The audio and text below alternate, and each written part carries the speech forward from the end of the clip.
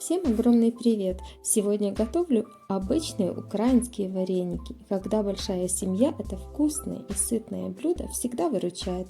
Тем более, если их сделать много с разными начинками, да еще заморозить.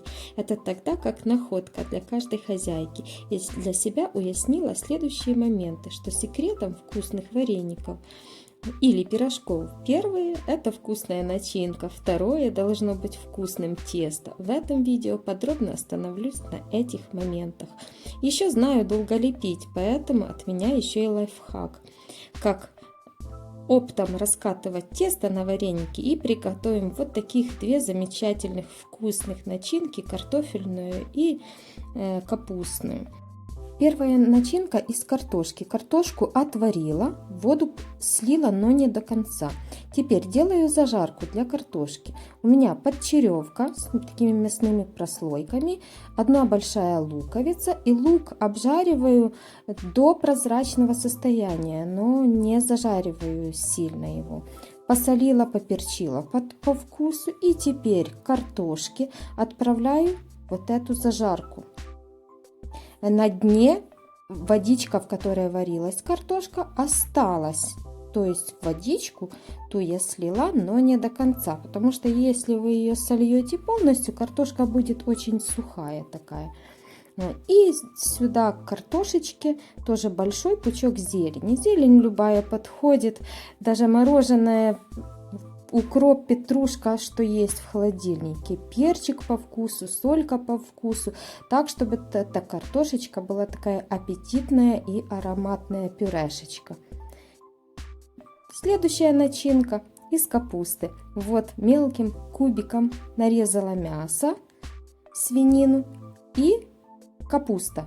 Капуста квашеная, я ее промыла и буквально 5 минут проварила, чтобы избавиться от лишней кислоты.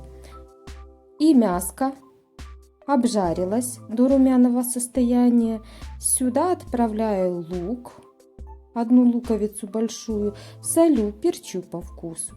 И тоже делаю такую зажарочку, чтобы лук стал прозрачным. Все, лук стал прозрачным, отправляю сюда капусту, лавровый листик и накрываю крышкой, буквально минуточек 10 протушить. Но вы поняли, капуста хоть и квашеная, но мы избавились от лишней кислоты, проварив ее буквально там 5-10 минут и промыв хорошенько. Когда капуста немножко подружилась с мяском, с лучком, добавляю в конце тоже большой пучок зелени, в данном случае петрушку, и протушила, выключила. Все, начинка капустная для пирожков, для всего готова. Тесто. Для того, чтобы тесто было вкусным, всегда в тесто добавляю, не жалеючи, 3-4 яйца, да, обязательно добавляю. Тогда это тесто точно будет вкусным. И если вы сюда добавите еще и яйца от домашних курочек, и обязательно солите. Всегда солите. Не вот так щепотка соли, а так, чтобы соли хотя бы минимум чайная ложка на 2-3 килограмма, на 2 килограмма муки точно. Вот и посмотрите, я порезала на кусочки. И теперь вот мой обещанный лайфхак. Порезала на кусочки теста, как обычно. Сверху присыпала мукой, перевернула на другую сторону. Вот рукой приплюскиваю. И теперь каждый кусочек теста у меня был на расстоянии друг от друга. Качалкой в одну сторону, качалкой в другую сторону.